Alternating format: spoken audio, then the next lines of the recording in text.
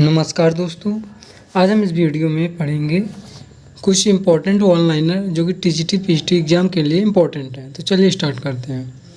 Kids was dissatisfied with Endymion after completing it.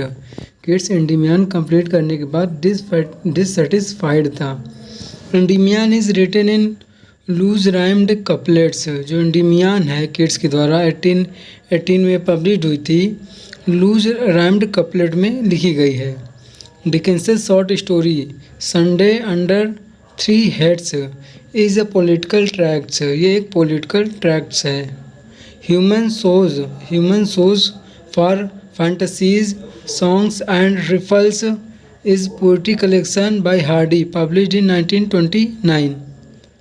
प्रेल्यूड्स was composed between 1910 and 1911 by T.S. Eliot। जो प्रेल्यूड्स थी एक T.S. Eliot के द्वारा लिखी गई थी। 1910 और 1911 के बीच में कंपोज की गई थी ये। और जो द प्रेल्यूड है वो वर्ड्सवर्थ की है, यहाँ पे केवल प्रेल्यूड्स है। Balram Gupta said mister Anand is a humanist to the core. Balram Gupta ने मिस्टर आनंद के लिए, मुल्कराज आनंद के लिए क्या कहा है? He is a humanist to the core. Ezekiel's poem minority poem explores Jewish identity in India. Ezekiel's की एक पोएम है माइनॉरिटी पोएम, वो एक्सप्लोर करती है जूइश आइडेंटिटी को इंडिया में। Ezekiel's poem in the theatre describes a surgical operation. जो in the theatre नाम की पोएम है एजिकल की, डिस्क्राइब करती है सर्जिकल ऑपरेशन को। When lilacs last in the dooryard bloomed consists of three separate yet interconnected poems. ये three separate interconnected poem को वो करती है। ऑगर का मतलब क्या होता है? To predict. ऑब्सोल्यूशन का मतलब होता है forgiveness. Oedipus Tyrannus is a translation of the ancient Greek tragedy by Sophocles made by Shelley in 1820। जो ओडिपस टायरनस है एक ट्रांसलेशन है ग्रीक ट्रेजेडी का, by Sophocles made by Shelley in 1820। Mask of anarchy is a radical political poem by Shelley inspired by the Peterloo massacre. जो mask of anarchy है एक radical political poem है Shelley के द्वारा, inspired by पीटरलू massacre. Detective story of Dickens कौन कौन सी हैं डिटेक्टिव स्टोरी डिकेंस की? The signalman, haunted down and the trial for murder. ये सारे डिटेक्टिव स्टोरी हैं डिकेंस की। Winter words in various moods and meters was a posthumous poetry collection by Thomas Hardy published in 1928। ये जो है Thomas Hardy की collection थी poetry की, 1928 में पब्लिश होती है।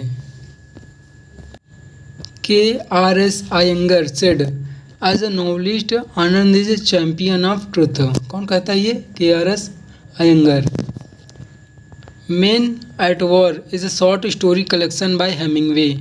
मेन एट वॉर एक शॉर्ट स्टोरी कलेक्शन है हेमिंगवे के द्वारा।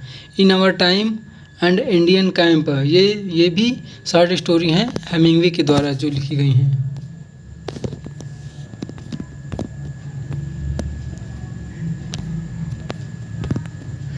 The lady of Shalott is based on the Arthurian legend. जो लेडी ऑफ सैलॉट है बेस्ड है आर्थरियन लेजेंड पे। मेरोप जो कि 1858 में पब्लिश हुई है, इज़ अ ट्रेजेडी एक ट्रेजेडी है based on the heroic story of Hercules from ancient Greek mythology. ये बेस्ड है हीरोइक स्टोरी पे कौन सी? हरकुलेस के from ancient Greek mythology. Man comes to this world naked. ये लाइन कहाँ की है? कूली की। Line is taken from Coolie. Coolie किसके द्वारा लिखी जाती है? मुल्कराज आनंद के द्वारा। ये कूली जो है 1936 में पब्लिश होती है, मुल्कराज आनंद की सेकेंड नॉवेल है। Subordinating conjunction links dependent clause with an independent clauses. जो सबऑर्डिनेटिंग कंजंक्शन होता है वो लिंक्स करता है डिपेंडेंट क्लॉज को और विद इन डिपेंडेंट क्लॉज के साथ इनका लिंक होता है। पार्ट 4 ऑफ प्रेल्यूड्स, ये प्रेल्यूड्स जो टी.एस. इलियट के द्वारा लिखी जाती है उसके बारे में है। Part 4 of preludes by Eliot is longest, it has 16 lines. जो सभी पार्ट में से जो 14 पार्ट 4 होता है वो सबसे लॉन्गेस्ट होता है, इसमें 16 लाइन्स होती हैं। Tintern Abbey is considered a conversation poem. Tintern Abbey एक कन्वर्सेशन पोम है because it is written in the form of personal reflection और dialogue with the employed listener his sister Dorothy. Employed listener कौन थी? Sister Dorothy थी उसकी। Shelley's Oedipus Tyrannus is a translation of the ancient Greek tragedy by Sophocles made by Shelley in 1820. Eros is a loyal servant to Antony in Antony and Cleopatra। जो Eros character होता है वो loyal servant होता है Antony and Antony Cleopatra में। Antony का ये servant होता है, loyal servant. Ezekiel's poem A woman admired focuses on unrequited love, ये एजिकिल की पोएम है। The Voice is a famous poem by Hardy। जो The Voice है एक फेमस पोएम है हार्डी की, where the speaker reflects on the voice of lost loved one।